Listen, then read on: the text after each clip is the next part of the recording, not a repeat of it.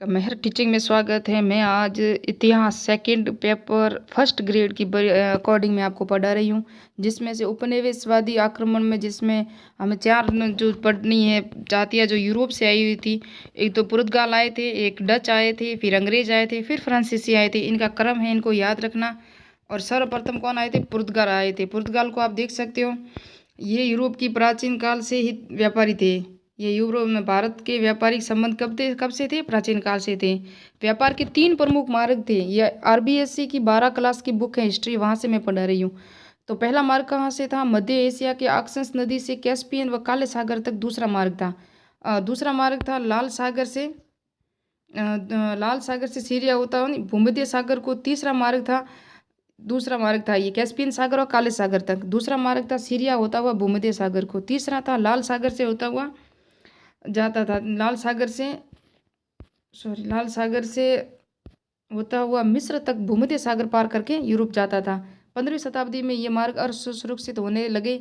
1453 ईस्वी में कुस्तुनिया पर तुर्कों ने अधिकार आने पर यह मार्ग बंद हो गया। अब भारतीय माल, वस्त्र, मसाले आदि प्राप्त होने के लिए यूरोपीय लोग नए समुद्री मार्ग को खोजने लगे। यानी मार्ग बंद हो गया, तब युद्ध हो गया। तो स्पेनवासी कोलंबस 1492 में भारत की खोज निकला, लेकिन वो अमेरिका पहुंच गया। कौन पहुंचा था? कोलंबस 1492 को। प्रथम यूरोपियन जिसने यूरोप से भारत के लिए सीधे समुद्री मार्ग की खोज की, वह कौन था? वास्को डी गामा था।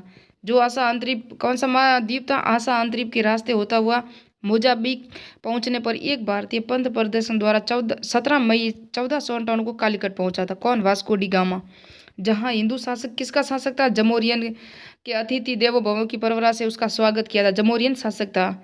लगभग 3 माह भारत रहकर वो वापस चला गया। 1502 में वास्को डी गामा दूसरी बार भारत आया और कन्नानौर और कालीकट, कोचीन में व्यापारिक केंद्र स्थापित किए। कब? 1502 में 3 जगह उन्होंने व्यापारिक केंद्र स्थापित किए वास्को डी गामा ने।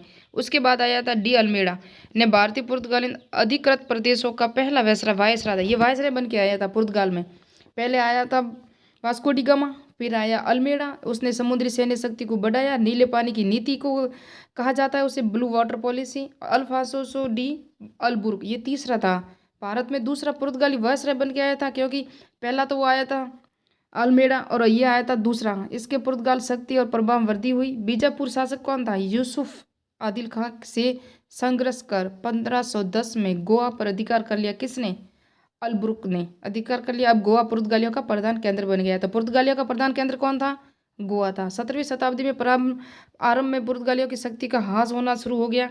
केवल गोवा, दमन द्वीप तीन ही सीमित होकर रह गए, 3 ही राज्यों में। और 1961 में पुर्तगाली सरकार से स्वतंत्र होकर भारत से अविभाजित अंग बन गए। यानी कि भारत से अलग हो गए, पुर्तगाली सरकार से भारत अलग हो गया। फिर डच आए थे। डच हॉलैंड निवासी थे। कहाँ के थे? हॉलैंड थे। Dutch United east India company की स्थापना कुछ व्यापारियों ने मिलकर 1602 में, इन्होंने 1602 में स्थापना की थी। और डच सरकार ने कंपनी को पूर्वी देशों के साथ व्यापार करने का एकाधिकार दे दिया। डचों ने बाटम, मलक्का, जावा, सुमात्रा, भारत के मछलीपट्टनम, निजामपट्टनम में व्यापारिक केंद्र स्थापित किए थे। कहाँ किए थे? मछलीपट्टनम और निजामपट्टनम में।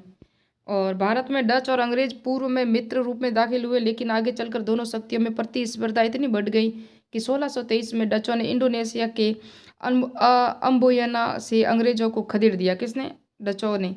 लेकिन इस घटना के बाद अंग्रेजों ने मुख्य रूप से भारत में ही शरण ली। भारत में डचों के अधिकार में मद्रास तट पर नागापट्टनम और बंगाल में चिनसुराम के प्रदेश थे। आरंभ में अंत तक भारत में डचों की स्थिति महत्वपूर्ण नहीं रही थी। आरंभ से अंत तक भी डच अच्छे नहीं रहे थे। डेनमार्क वासी थे यूरोपीय।